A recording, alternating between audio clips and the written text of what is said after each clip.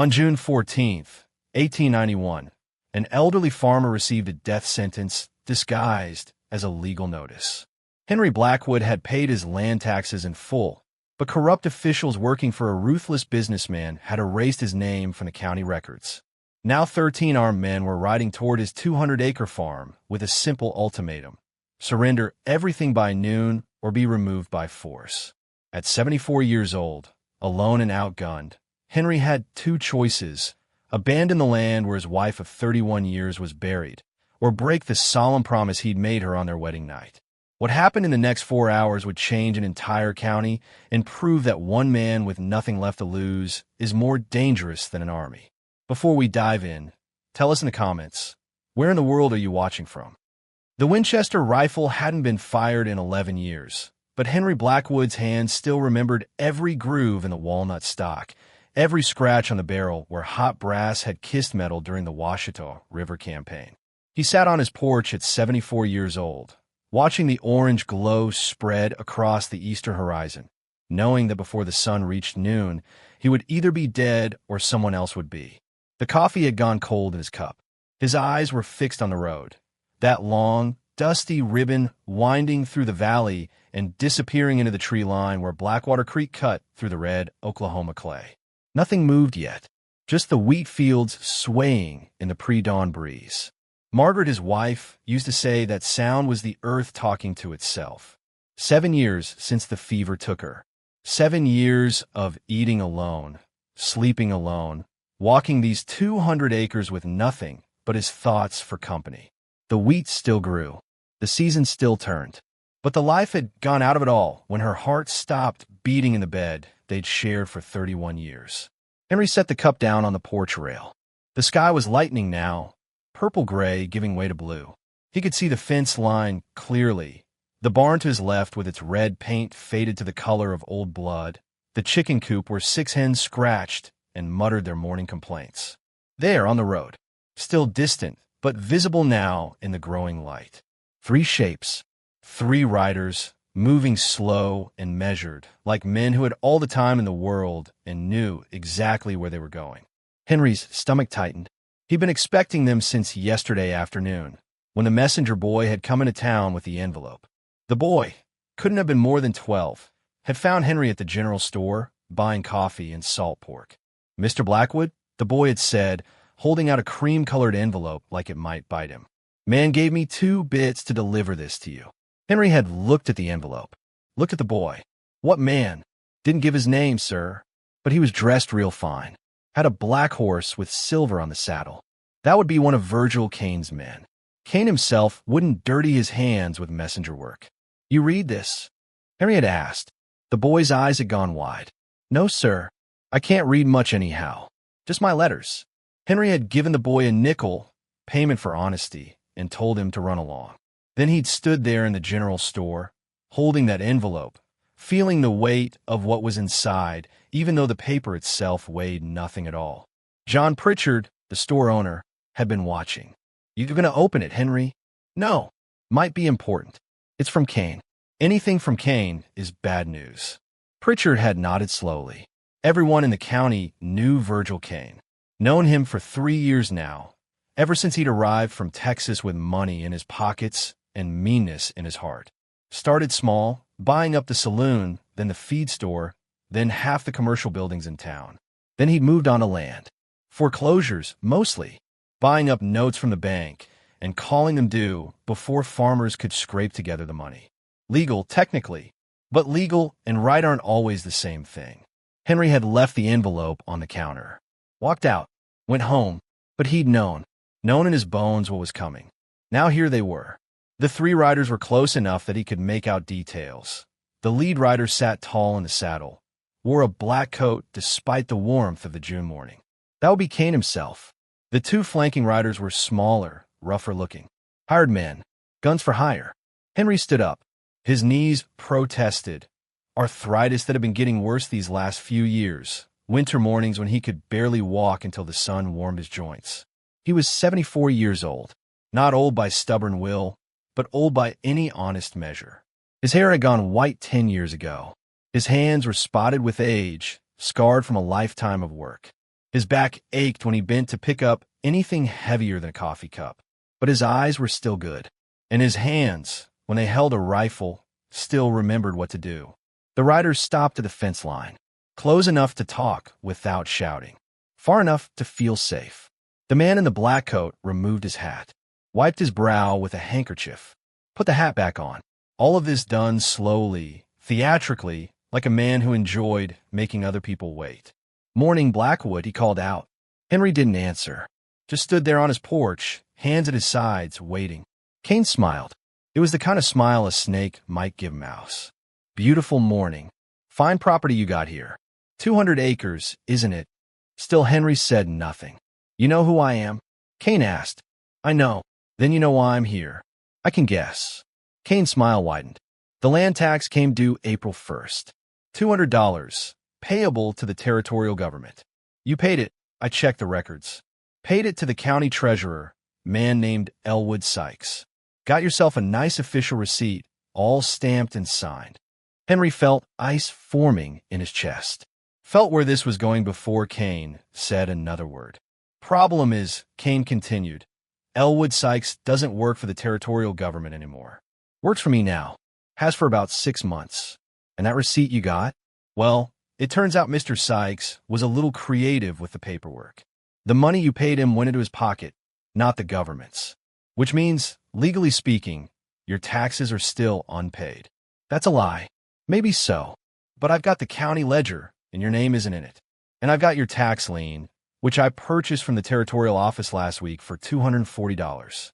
Which means, Mr. Blackwood, I own the rights to this property until you settle your debt."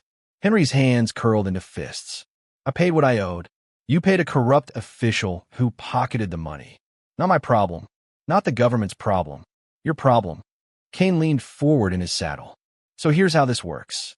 You bring me $200 by noon today, or you bring me the deed to this property. Your choice. And if I do neither, then I'll be back with the territorial marshal and a writ of seizure. And you'll be removed from this land by force. Might get a little ugly. Hate to see that happen to a man your age." The two riders flanking Kane shifted in their saddles. Henry looked at them properly for the first time. Both young, maybe late 20s. Both wearing gun belts slung low on their hips, the leather worn smooth from use. The one on the left had a scar running from his ear to his jaw, pale pink tissue against sun-darkened skin. The one on the right had pale blue eyes that didn't blink enough, the kind of eyes that had seen violence and liked it. These weren't farmers. These were killers. "You threatening me, Kane?" Henry asked quietly. "Threatening? No, sir. Just explaining the law. The law says this land isn't yours anymore unless you pay what's owed. That's just facts." Henry felt something cold and heavy settling into his stomach. Felt the world narrowing down to this moment, this choice. He thought about the envelope sitting on Pritchard's counter in town. Thought about Margaret's grave on the hill behind the house. Thought about 31 years of marriage, 7 years of widowhood, 48 years of memories soaked into every board and nail of this place. "I don't have $200, Henry said. It was a lie. He had $320 in a tin box under the floorboards in his bedroom. Saved over years of careful farming. Money he'd planned to use for what? He didn't know anymore. Maybe to fix the roof. Maybe to buy a stone marker for Margaret's grave. Maybe just to have, because a man ought to have something set aside for emergencies. But he wasn't giving it to Virgil Kane. "That's unfortunate," Kane said. He didn't sound disappointed. Sounded pleased, actually. Like this was exactly the answer he'd been hoping for. "Guess I'll see you at noon then." With the marshal. He turned his horse. The two hired men turned theirs. They rode away at a walk, unhurried, 3 dark shapes growing smaller against the lightening sky. Henry watched them until they disappeared into the tree line. Then he went inside. The house was quiet in the way houses get when only one person lives in them. Not peaceful, just empty. The kitchen still smelled faintly of the bacon he'd fried for breakfast 3 hours ago. The dishes sat in the basin where he'd left them, waiting to be washed. Margaret's apron still hung on the hook by the stove, faded blue gingham that she'd worn so often the fabric had gone soft as silk. He touched it, just for a moment, let his fingers rest on the cloth. Then he walked into the bedroom and pulled down the Winchester from where it hung above the bed. The rifle was heavier than he remembered, or maybe he was just weaker. Either way, it took both hands to hold it steady. He carried it to the kitchen table, set it down, fetched his cleaning kit from the cupboard. The work was familiar, meditative. He'd cleaned this rifle 1,000 times, in army camps, in frontier outposts, in this very kitchen while Margaret hummed and made dinner. His hands knew the steps without thinking. Remove the magazine, check the chamber, run the cleaning rod down the barrel, oil the action, wipe down the stock. The wood was warm under his fingers. Walnut, American black walnut, cut from a tree in Pennsylvania and shaped by craftsmen who understood that a rifle was more than just a tool. It was an extension of the man who carried it. Colonel Forsyth had given him this rifle in 1868 after the Washita campaign.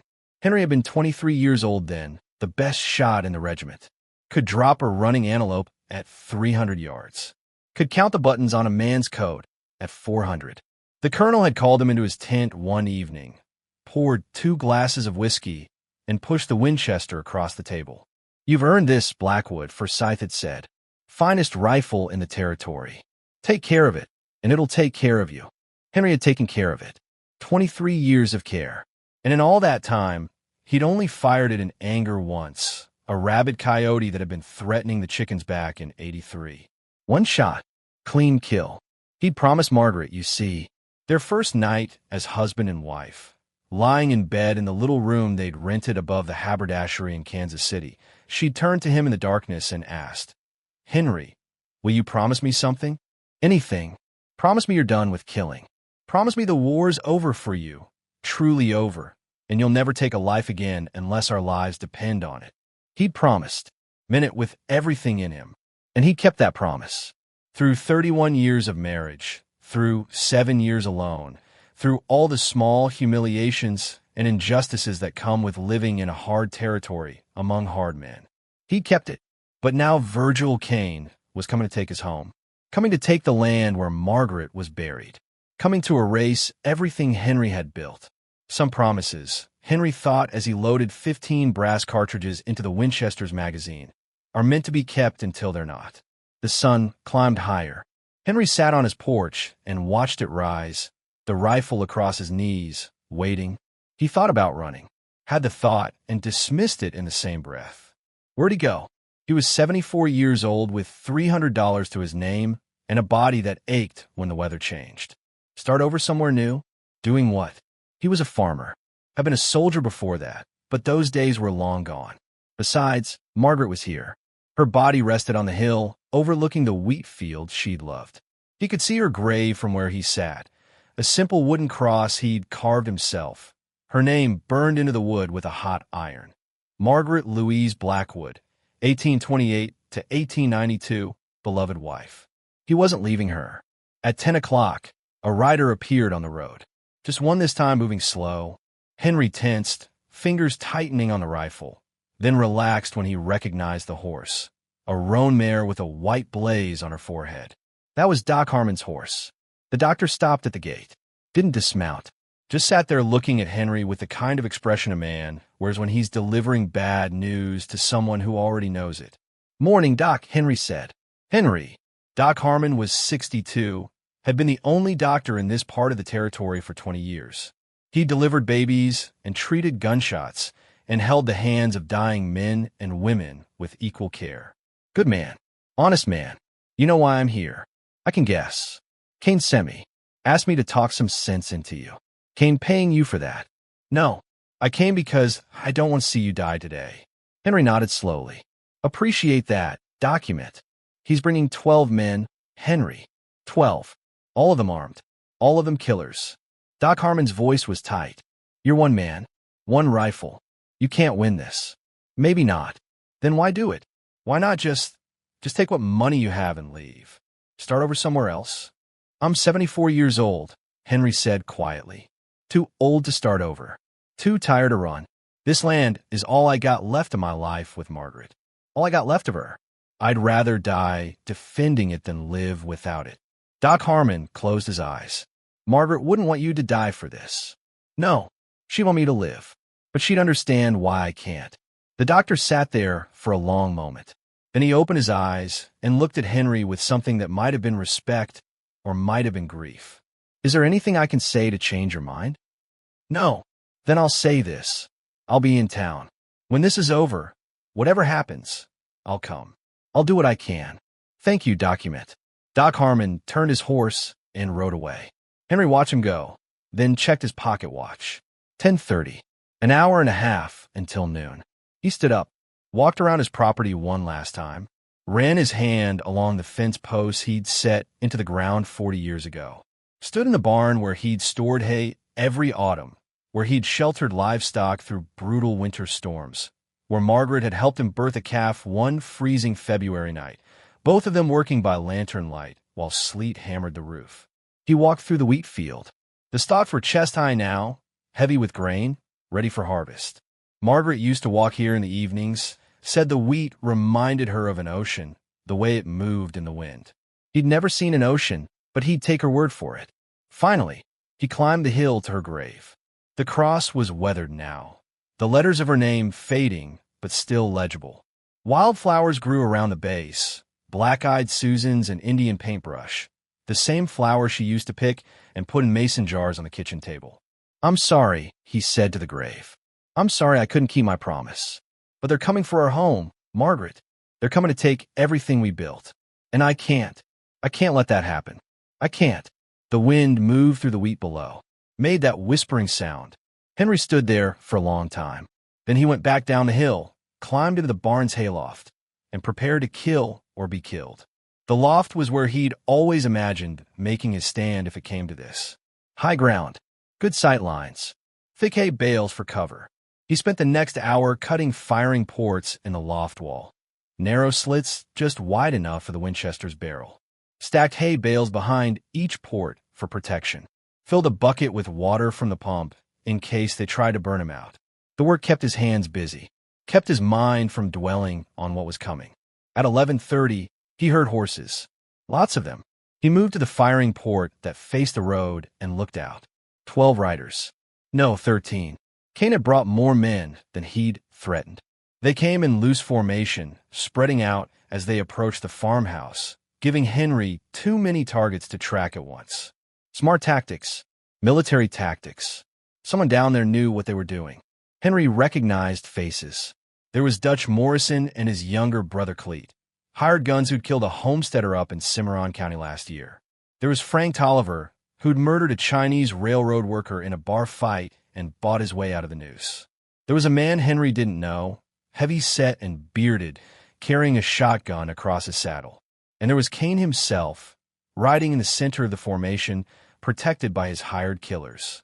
They stopped 200 yards out, well within Henry's effective range. The fools didn't even know it. Kane stood up in his stirrups. "Blackwood, you in there?"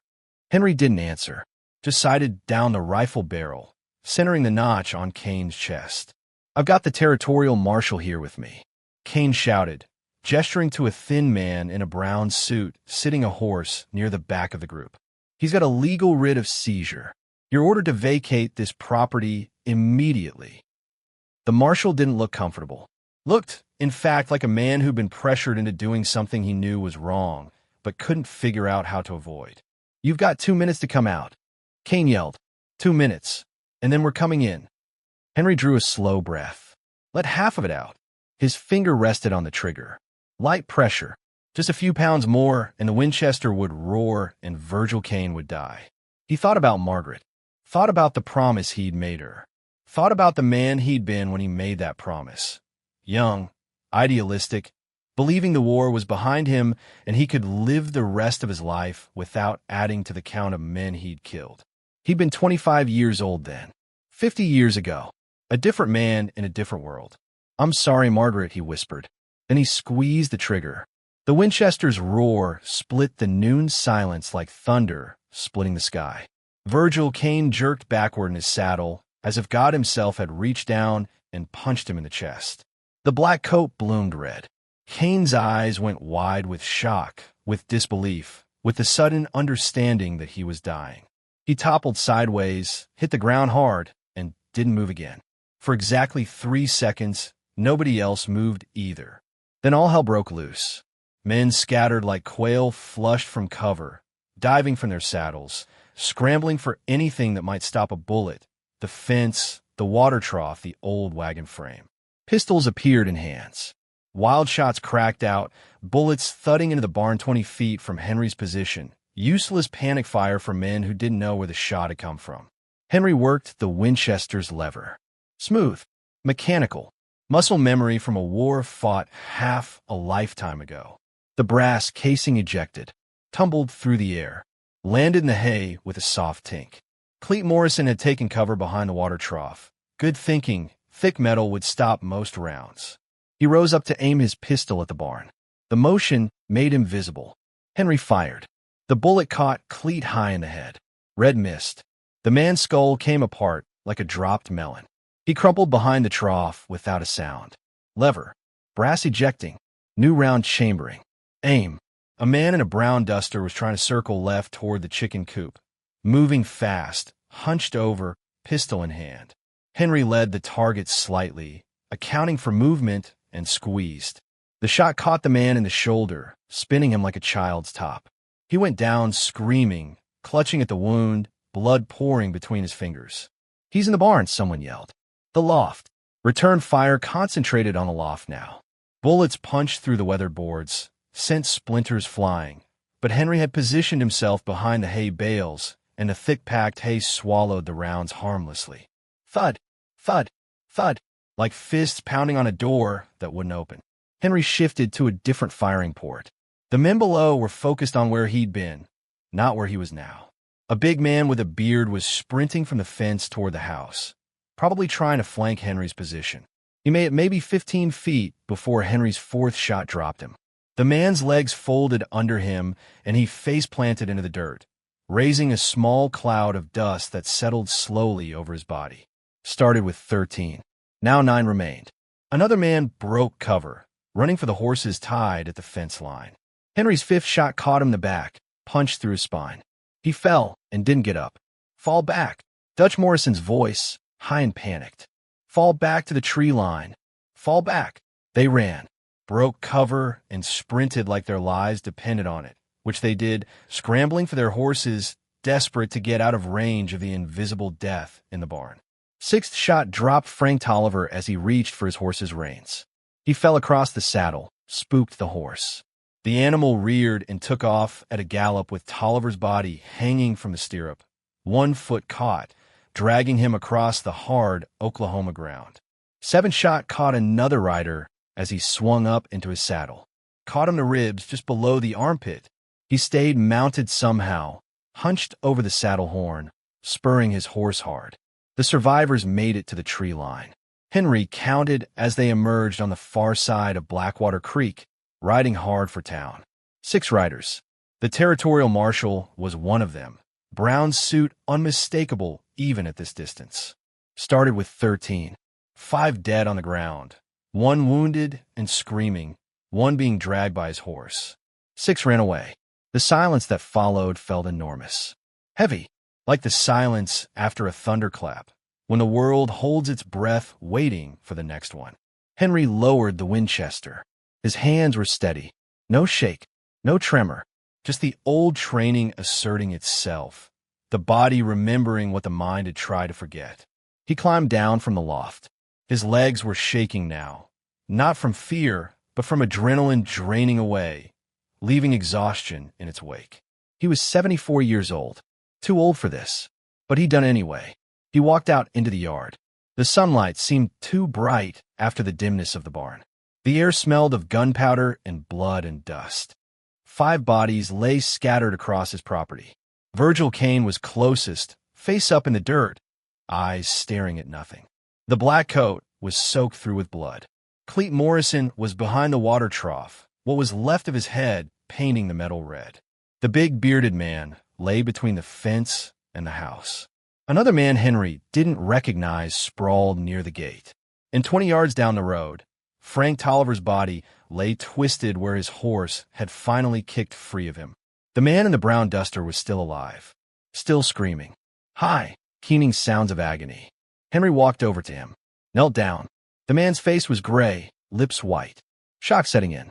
The shoulder wound was bad. Bullet had shattered bone, torn through muscle. Blood pooled in the dirt beneath him. "Help me," the man whispered. "Please. God, please help me." "What's your name?" Henry asked. His voice sounded strange to his own ears. Calm, almost gentle. "Carson. James Carson. You work for Kane long?" "6 months." Carson's voice was fading, breath coming in shallow gasps. Needed the money. Got a wife. 2 kids. In Guthrie. Something twisted in Henry's chest. Something that might have been guilt, or might have been grief, or might have been both.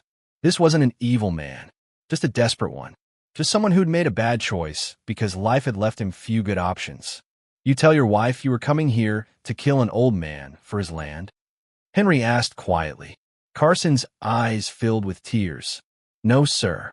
Told her I was doing security work. Protection work. She don't know." Henry stood up, went to the house, came back with bandages and whiskey, the good whiskey he'd been saving for some special occasion that had never come. He poured whiskey over the wound. Carson screamed, tried to pull away, but didn't have the strength. Henry packed the wound with clean cloth, pressed hard to stop the bleeding, wrapped it tight with strips torn from one of his old shirts. "You'll live," Henry said, "if you get to a doctor soon. If the wound doesn't turn septic. If you're lucky." Carson passed out, probably for the best. Henry sat down in the dirt next to him, sat there while the sun climbed toward its apex, while his coffee grew cold on the porch rail, while the bodies around him stopped bleeding and started to stiffen. He thought about the promise he'd made Margaret, thought about how easy it had been to break it. Pull the trigger. Watch men die. No hesitation. No mercy. Maybe, he thought, some promises were always meant to be broken. Maybe some parts of yourself, once awakened, never really go back to sleep. He was still sitting there when Doc Harmon arrived 2 hours later, summoned by a neighbor who'd heard the shooting and ridden to town for help. The doctor took one look at the scene and went pale. "Jesus Christ, Henry, what happened here?" "Self-defense," Henry said. His voice sounded tired even to himself. "Kane tried to steal my land. Brought hired guns. I defended my property." Doc Harmon knelt beside James Carson, checked his pulse, examined the bandaging, looked up at Henry with something in his eyes that might have been respect or might have been horror. "You did this? The medical work? Couldn't just let him bleed out. Henry, you shot him. I know. And then you saved his life. I know that too." The doctor shook his head slowly, stood up, called for his assistant to bring the wagon. They loaded Carson into it, careful with the wounded shoulder. The doctor said he'd probably live. Probably. Then Sheriff Carl Masters arrived, and the real trouble began. Sheriff Carl Masters arrived just before sunset, riding slow up the road like a man heading to his own hanging. He was 45 years old, had been sheriff for 8 years, and in all that time had carefully avoided doing anything that might upset Virgil Kane. Now Virgil Kane was dead in Henry Blackwood's yard, and Masters had decisions to make that he'd spent 8 years avoiding. He dismounted at the fence line, stood there looking at the bodies. Didn't speak for a long time. Henry sat on his porch. The Winchester leaned against the rail beside him. He'd cleaned it after Doc Harmon left, more from habit than necessity. The barrel gleamed in the fading light. "Henry," Masters finally said. "Sheriff, you want to tell me what happened here? I imagine you already know. The 6 men who ran probably told you." Masters nodded slowly, took off his hat, ran a hand through thinning hair. "They said you shot Kane in cold blood. Said you ambushed them. Murdered 5 men from hiding. They would say that. Is it true?" "Depends on your definition of murder," Henry said. He was tired.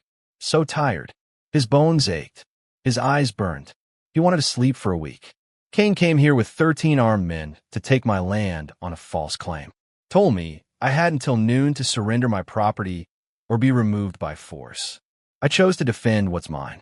That's self-defense, Sheriff, not murder."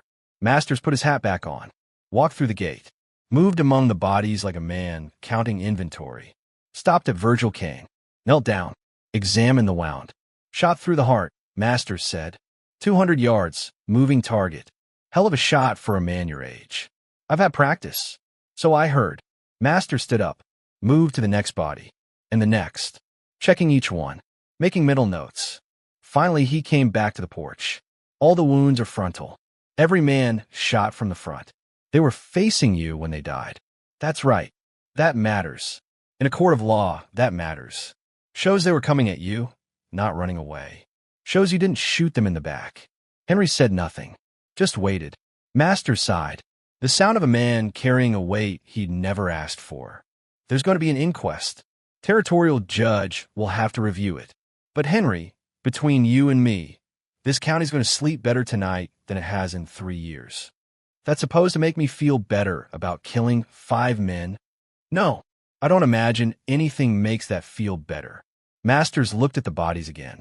But Virgil Kane was bleeding this county dry. Extortion, fraud, violence. Everyone knew it. Nobody had the stones to stop him. Until you. I'm not a hero, Carl. I'm just an old man who got backed into a corner. Maybe that's what heroes are, Masters said. People who do what needs doing when nobody else will. He called for the undertaker, called for deputies to help remove the bodies, told Henry not to leave the county until the inquest was complete. Then he rode back to town, leaving Henry alone with the lengthening shadows and the ghosts of the men he'd killed. Henry sat on his porch until full dark. Didn't light a lamp. Just sat there in the darkness, listening to the night sounds. Crickets chirping, an owl hunting somewhere near the creek, the soft rustling of the wheat in the evening breeze.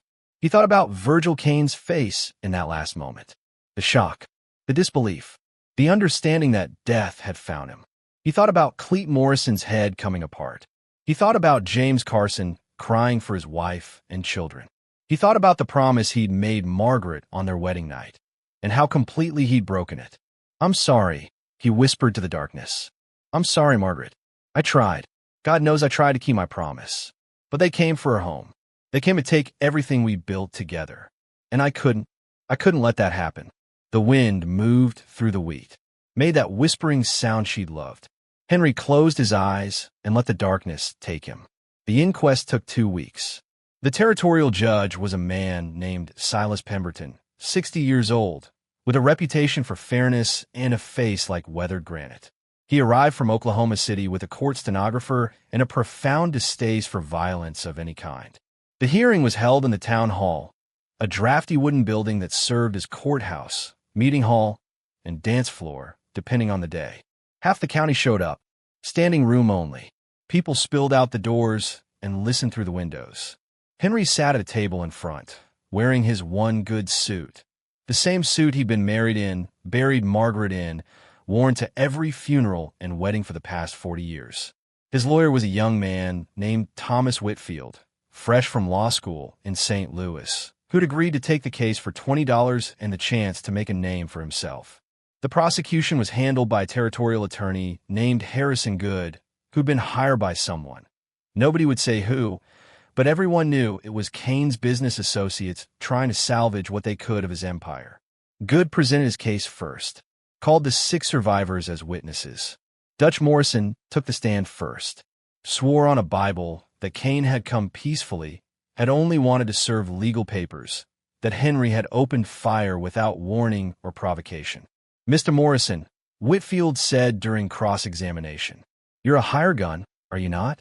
You and your brother, God rest his soul, killed a homesteader in Cimarron County last year. Isn't that correct? Dutch's face went red. That was self-defense. Of course it was. And you were working for Virgil Kane that day at Mr. Blackwood's farm, weren't you? Being paid to intimidate an old man. We were doing legal work. You were being paid $200 each. Isn't that what you told Mr. Blackwood? $200 to help steal his land. The testimony fell apart from there. Dutch couldn't explain why 13 armed men were necessary to serve legal papers. Couldn't explain why Kane had bought Henry's tax lien from a corrupt official. Couldn't explain anything in a way that made Kane look like anything other than what he was, a thief backed by guns. The other survivors fared no better. Their stories contradicted each other. None of them could explain the forged documents, the threats, the extortion network that Kane had been running for 3 years. Then Whitfield called his witnesses. Doc Harmon testified about treating James Carson, about the medical care Henry had provided to a man he'd just shot. That's not the action of a murderer. the doctor said quietly. That's the action of a decent man who did what he had to do and then tried to minimize the harm. John Pritchard testified about the envelope Henry had refused to open, about Henry's character, about the 31 years he'd been a good neighbor and honest farmer. Sheriff Masters testified about finding all the bodies shot from the front, about the evidence of defensive positioning, about the fact that Henry had never fired a shot until Kane's men approached his property. Then Whitfield entered the documents into evidence. The forged tax papers, the ledgers showing Kane's purchase of Henry's lien, testimony from Elwood Sykes, the corrupt treasurer who'd been arrested and was now eager to cooperate in exchange for leniency. The picture was clear. Virgil Kane had manufactured a false debt, threatened Henry with armed force, and gotten exactly what he deserved. Judge Pemberton took one day to deliberate, returned with his verdict the next morning. This court finds that Henry Blackwood acted in lawful defense of his property and his person. The deaths of Virgil Kane and the 4 men who accompanied him were justified under territorial law. No charges will be filed. Mr. Blackwood is free to return to his home. The courtroom erupted. Some people cheered. Some sat in stunned silence. Kane's associates stormed out, faces dark with rage. Henry just nodded, shook Whitfield's hand, walked out into the bright June sunshine, and went home. But legal doesn't mean finished. Legal doesn't mean the wait goes away. Thomas Kane arrived 3 weeks later. Henry was in the wheat field, checking the grain, when he saw the rider coming up the road. His hand went instinctively to his hip, where he'd taken to wearing a pistol now, a Colt revolver, worn openly, a warning to anyone who might have ideas about finishing what Virgil had started. But the rider came alone, came slow, stopped at the fence line and dismounted, hands visible and empty. He was younger than Virgil, maybe 40, with the same sharp features but different eyes. Where Virgil's eyes had been cold and calculating, like a snake deciding whether to strike, Thomas Kane's eyes held something else, something that looked like shame. "Mr. Blackwood," he called out. "My name is Thomas Kane. I'm Virgil's brother." Henry's hand stayed on his pistol. "I know who you are. I'm not here for revenge. I'm here to make amends." Henry walked to the fence, kept 10 feet between them. "Amends. My brother was a thief and a bully," Thomas said. The words came hard, like pulling splinters from flesh. "I knew it. Have known it for years. Did nothing to stop him. That makes me complicit. That makes me guilty. So I've spent the last 3 weeks going through his papers, going through everything, trying to understand the full extent of what he did." He pulled a leather-bound ledger from his saddlebag, held it up. "This book has names, dates, amounts. Every farmer, every merchant, every widow he extorted, every false debt he created, every piece of land he stole." Henry said nothing, just waited. "I'm returning what he took," Thomas continued. "All of it. I've sold the saloon, the feed store, every property he owned in town. I'm on every name in this book and making restitution. The money he stole from you, $200 to Elwood Sykes, I'm returning it to you with interest. $300. He held out an envelope. Henry didn't take it. "I don't want your money. It's not my money. It's yours. He stole it. I'm returning it. I defended my land. Well, my case. I don't need your guilt money." Thomas's face hardened. "This isn't about what you need, Mr. Blackwood. This is about what's right. My brother was a criminal. He stole from you and dozens of others. I can't undo the deaths. Can't bring back the men you had to kill. But I can at least return what was taken illegally." He set the envelope on the fence post. "Step back. I'm also tearing up the false deed he created," Thomas said. He pulled out a piece of paper, showed it to Henry, the forged land transfer document. Then he tore it in half, tore it again, let the pieces fall to the ground like dead leaves. "Why?" Henry asked quietly. "Why do this?" "Because somebody has to." Thomas looked at the farmhouse, the barn, the wheat fields. "Because I saw what you did. You could have killed all 13 men. Could have shot them in the back as they ran. You let them go. That tells me something about who you are. I like to be more like that and less like Virgil." Henry studied the man, looked for deception, looked for the kind of cold cruelty that had lived in Virgil Kane's eyes. Saw only regret and determination. "Your brother chose his path," Henry said finally. "You're choosing yours. That matters." He picked up the envelope, extended his hand across the fence. Thomas shook it.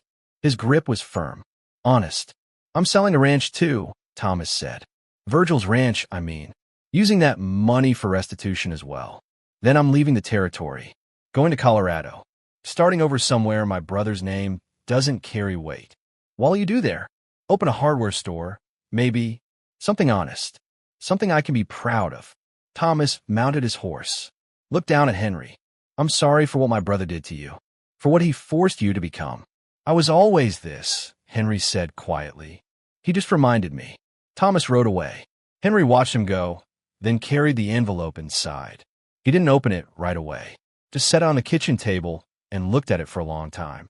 $300. Blood money. Guilt money. Justice money. He thought about Margaret. Thought about what she would say. She'd say to take it. She'd say to use it for something good. She'd say that Thomas Kane was trying to do right, and refusing the money was just pride talking.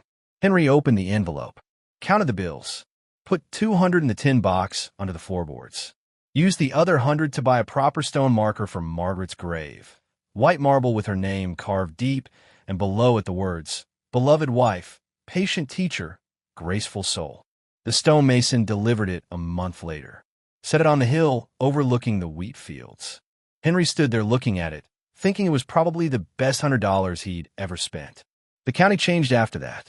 It changed slowly, the way things do when you remove a poison and give the body time to heal. But it changed. Virgil Kane's business associates found themselves under scrutiny. The new territorial attorney, a man who couldn't be bought, started investigating. Within 6 months, 3 of Kane's lieutenants were in prison for extortion, fraud, and conspiracy. The rest left the territory, went looking for easier prey in less watchful places. Sheriff Masters, to his credit, grew a spine, started enforcing laws he'd previously ignored, stopped looking the other way when powerful men broke them. Within a year, people started trusting him again, started believing that maybe the law meant something after all. The governor appointed a new county treasurer, an honest one. Farmers who'd been paying protection money suddenly found themselves with a little extra income at the end of each harvest. Small businesses thrived. The town grew, and Henry's farm became something of a legend. Riders passing on the road would slow down, point toward the barn, tell the story of the day. One old man with 1 rifle had killed 5 armed men and sent 6 more running. The story grew in the telling, the way stories do. Some versions had Henry killing 10 men. Some had 20. None of the versions mentioned James Carson screaming for his wife and kids. None mentioned the nightmares that woke Henry most nights, dreams of Clete Morrison's head coming apart in red mist. People started calling him the Lion of Blackwater Creek, started treating him like some kind of frontier hero. Young men would ride out to his farm, wanting to shake his hand, wanting to hear the story from his own lips. Henry turned them all away. He didn't want to be a hero. Didn't want to be a legend. He was just a tired old man who'd broken a promise to his dead wife and killed 5 human beings because the law had failed and violence was the only language some men understood. 2 years passed. Quiet years, mostly. The wheat grew. The seasons turned. Henry turned 76, then 77. His joints ached more in the mornings. His eyes weren't quite as sharp.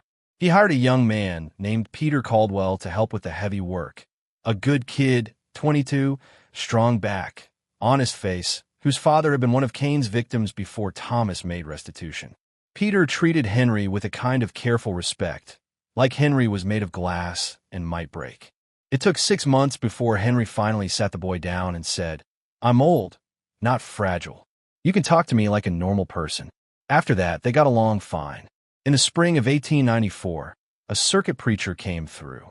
Young man, couldn't have been more than 30, with fire in his eyes and conviction in his voice that suggested he hadn't yet learned that the world was more complicated than his sermons allowed for.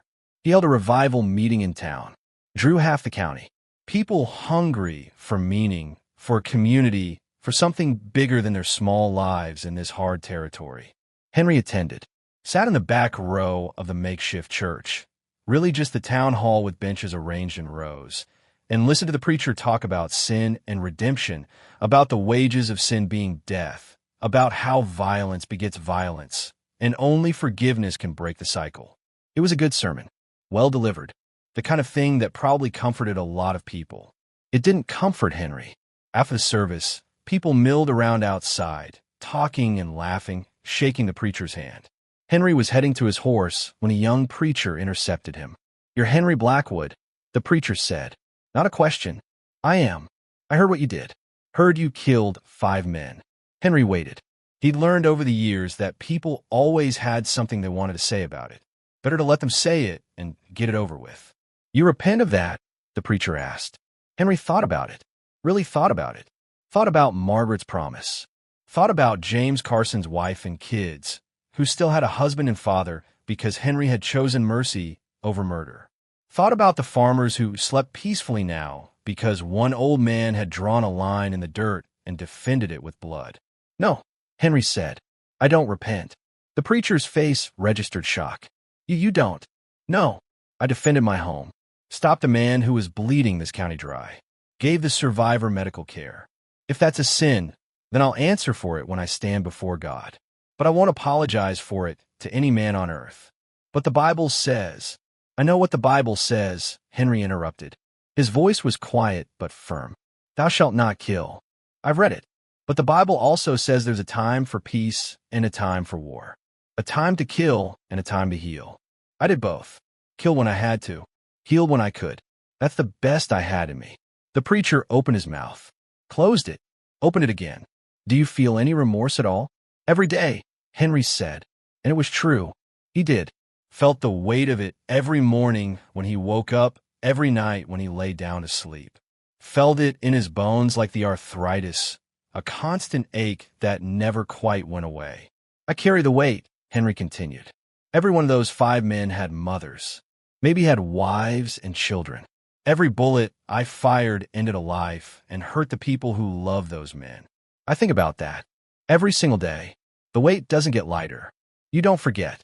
You just learn to carry it." He looked at the young preacher, saw the certainty in those eyes, the unshakable belief that the world divided neatly into right and wrong, sin and righteousness, the saved and the damned. "You'll learn," Henry said quietly. "Give it 20, 30 years. Live through some hard things. Watch people you love die. Get backed into corners where all your choices are bad. Then come talk to me about repentance." The preacher had no answer for that. He stood there with his mouth open, searching for words that wouldn't come. Henry nodded politely, mounted his horse, rode home. James Carson came to visit in the autumn of 1895. Henry was sitting on his porch, same spot he'd been sitting the morning Cain came to die, when he saw a wagon coming up the road. Man driving, woman beside him, 2 children in the back. The wagon stopped at the fence. The man climbed down. It took Henry a moment to recognize him. 3 years had passed. The man had filled out, looked healthy, looked whole. But the face was the same. And when he turned to help his wife down from the wagon, Henry saw him favor his right shoulder slightly. The shoulder that still carried a bullet scar. "Mr. Blackwood," Carson said. His voice was steady, respectful. "I'm James Carson. We met 3 years ago, under difficult circumstances." Henry stood up slowly. His hand didn't go to his pistol. He'd stopped wearing it around the farm, only put it on when he went to town. But the instinct was there. "I remember," Henry said. "I came to thank you." That caught Henry off guard. "Thank me? For letting me live. You could have killed me. Probably should have. But you didn't. You gave me first aid. Saved my life." Carson gestured to his wife and children. Gave them their husband and father back. The woman was pretty, maybe 35, with kind eyes and work-worn hands. The children, a boy about 10 and a girl about 7, peered at Henry from behind their mother's skirts, curious and a little frightened. "You were just doing a job," Henry said. "A bad job for a bad man. But you had your reasons. Didn't seem right to kill you for making one mistake." "It was more than one mistake," Carson said quietly. "I made a lot of bad choices in those days. Working for Cain was just the last one. But after what happened, after I healed up and went home and looked at my wife and kids and realized how close I came to never seeing them again." He paused, swallowed hard. "I changed, got honest work, stopped taking shortcuts, stopped telling myself that the ends justified the means. He reached into his coat. Henry tensed, but Carson pulled out an envelope, not a weapon. "I've been saving," Carson said. "Little bit each month. It's not much. $50. But it's what I owe you. For the medical care. For my life." Henry shook his head. "I don't want your money. Sir, please. I need to make this right. You already did. You changed. Became an honest man. Raised your children. That's worth more than $50. Carson stood there holding the envelope, looking lost. Henry relented. "Tell you what. You got a church in Guthrie?" "Yes, sir. Methodist Church on 3rd Street. Give the money to them. Tell them to use it for widows and orphans. People who need help." Carson nodded slowly. "I can do that. Then we're square." Carson extended his hand. Henry shook it. The grip was firm and grateful. "I pray for you," Carson said. "Every night. My whole family does. We pray that God gives you peace." "Appreciate that," Henry said, and he meant it. The Carson family left. Henry watched their wagon roll down the road, watched the 2 children turn to wave at him, watched until they disappeared into the distance. That night, for the first time in 3 years, Henry slept without dreaming of blood. Henry Blackwood died on a Tuesday morning in October of 1899. He was 82 years old. He'd woken up feeling tired. Not sick, just tired in the way you feel when your body has finally decided it's done fighting. Peter Caldwell was out in the field, bringing in the last of the autumn harvest. Henry sat on his porch drinking coffee, watching the young man work, thinking about how strange it was that life just continued whether you were ready for it to or not. The pain started around mid-morning. A tightness in his chest, like someone was slowly tightening a belt around his ribcage. He knew what it was. Doc Harmon had warned him 2 years ago that his heart was wearing out, that these things happened when a man got old, that there wasn't much to be done except take it easy and hope for the best. Henry hadn't taken it easy. He kept working, kept living, because what else was there to do? He made it inside the house before his legs gave out. Sat down in the chair by the fireplace. Margaret's chair, the one she'd sat in every evening while she knitted, and he read to her from whatever book they'd borrowed from the traveling library. The pain got worse. Spread down his left arm. Made it hard to breathe. Peter found him there an hour later. Ran for Doc Harmon. But by the time the doctor arrived, half the county was already gathering. Word spreads fast in small communities. Word that the Lion of Blackwater Creek was dying spread faster than most. They came. Farmers and shopkeepers. Sheriff Masters and Judge Pemberton. Young men who'd heard the stories and wanted to see the legend one last time. Old soldiers who remembered the war and understood what it cost a man to kill. Doc Harmon examined Henry. Shook his head. "Nothing I can do. His heart's giving out. Could be hours. Could be minutes." Someone suggested moving him to the bed. Henry shook his head. "I'm fine here," he managed to say. The words came hard. "Where I can see her." They understood. Understood he meant the hill, the grave, the marble marker visible through the window. James Carson arrived just after noon. He'd ridden hard from Guthrie when he heard. Came into the house and knelt beside Henry's chair. "Mr. Blackwood," Carson said. His voice broke. "I came as fast as I could." Henry looked at him, managed a small smile. "Tell your kids," he whispered. Each word cost him. Tell them to stand for something. Tell them to draw the line. But tell them, show mercy when they can. "I will," Carson promised. "I swear I will." Henry nodded, closed his eyes. The afternoon light slanted through the windows, painting everything in gold. Outside, the wheat fields rustled in the October breeze. On the hill, Margaret's grave stood quiet and patient. Henry's breathing got slower, shallower. Someone started singing an old hymn, Amazing Grace. Others joined in. The voices filled the small house, filled the air with something that felt like comfort, like community, like the thing that makes bearing the unbearable possible. Henry Blackwood drew one last breath, let out slowly, and then he was gone. They'd buried him on Thursday, dug the grave next to Margaret's on the hill overlooking the wheat fields. Half the county attended the funeral, the biggest gathering anyone could remember since the territorial capital had moved through on its way to Oklahoma City. Dutch Morrison came, stood at the back of the crowd, hat in hand, and didn't speak to anyone. But he stayed for the whole service. Judge Pemberton gave the eulogy, talked about justice and courage and the hard choices men face in hard times. Talked about how Henry Blackwood had been a good neighbor, an honest farmer, a man who'd stood up when standing up was necessary and showed mercy when mercy was possible. He was not a violent man, Pemberton said, but he was a man who understood that sometimes violence is the only answer to violence. And he was a man who carried the weight of that understanding every day of his life. They lowered the casket into the ground, covered it with a red Oklahoma earth, set a marker next to Margaret's, matching white marble with simple words.